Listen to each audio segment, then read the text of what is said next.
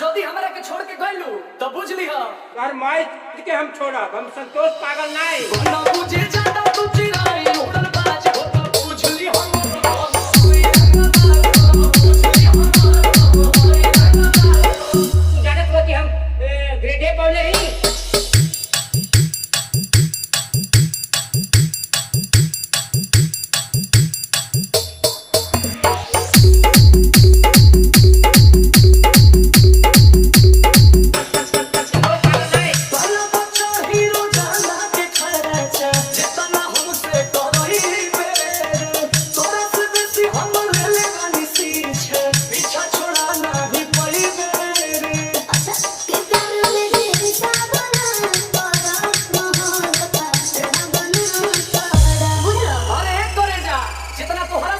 उतना केहूरी खाती जागल ना है, लेकिन जदी तू हमार दिल तुरलू तो बुझली ह यार माई के हम छोड़ब, हम संतोष पागल नहीं ना बुझे जाता तू चिराई उड़न बाज हो तो बुझली हम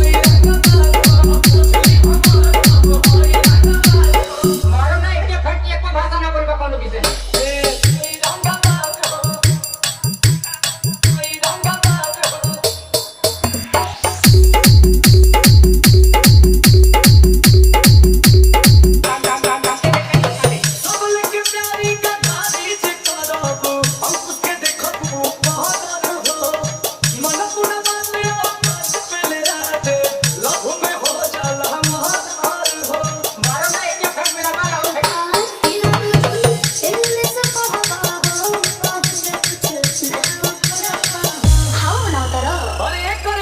खाली गर्जे वाला बादल ना होई आ जदी हमरा के छोड़ के गइलू तो बुझली ह हम संतोष पागल नहीं ना बुझे जाता तू